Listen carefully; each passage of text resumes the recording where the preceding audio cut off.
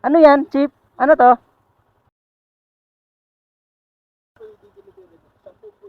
Ah, may delivery fee. So yun mga tol, may bayad palang gate dito. Okay. Ah, ito yung pambayad sa gate. Ay, sobra to. Then, so mayroon pa akong...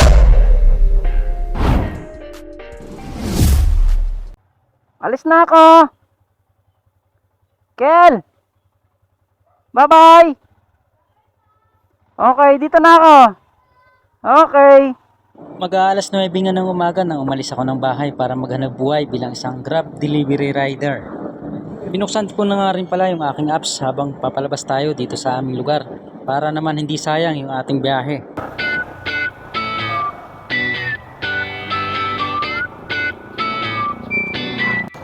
So ayun, meron na tayong nakuhang booking ano. At dito lang to ang pick up sa lugar kung saan malapit tayo sa bahay.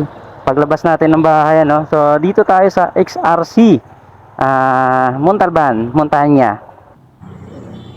At pagkadating ko nga dito sa ating pick up location ay agad ko nga rin itong pinuntahan para kunin na rin ang order ng customer. 177. Okay. Thank you. Pagkakuha ko nga ng order ng customer ay agad ko itong inayos sa aking insulated bag.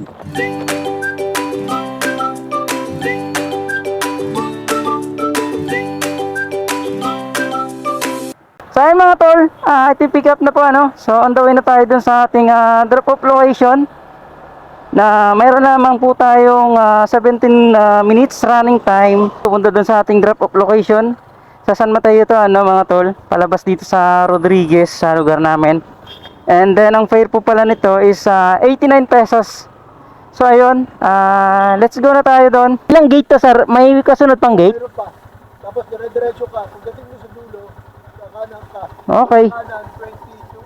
Dulong-dulo, 20. Dulong-dulo, 22. Tapos 21. Okay, sige. Okay, wala akong ID. Ano yan, Chip? Ano to? Pakisili po yung delivery. 10 po yan. Ah, may delivery fee. Sa kanila sisingilin. Okay, sige po. Thank you. Doon sa kabilang gate wala nang babayaran. Okay, dito. Sige, salamat. So yun mga tol, may bayad palang gate dito. At yun. So one way. Okay, so di sisilingin lang din na natin dun sa customer. So 10 pesos lang naman to mga tol. Ayan. Si customer na bahala nito. Akala ko may bayad pa dun sa kasunod na gate eh. May gate pa daw na isa. So ngayon lang ako naka-deliver dito mga tol ano. Sa Villa. May bayad pala gate dito. Ba't ganon? May bayad entrance gate. So dito wala nang bayad. Wala na sita. Diretso na tayo. Okay. Okay, wait. Pahawak ma'am. Baka mapigtas. Okay. Ito yung pambayad sa gate. Okay, thank you ma'am. Salamat po. Ay, sobra to. 10. So, mayroon pa akong 20 pesos. Ito, cheap. Balik ko sa'yo. Wait lang, 10 pesos. Okay. Oo. Ha? Oo. Ito, sir. Okay, 10 sa'yo, 20 sa akin. Thank you, cheap. Nahatid na natin yung delivery natin. And binigyan tayo ng 30 pesos na tip. So, 10 pesos kay cheap. At meron tayong natirang 20 pesos para sa atin. Naku po. Ano ba naman to? Dito pa tayo sa San Mateo. At meron tayong planner na nakuha. Quezon City.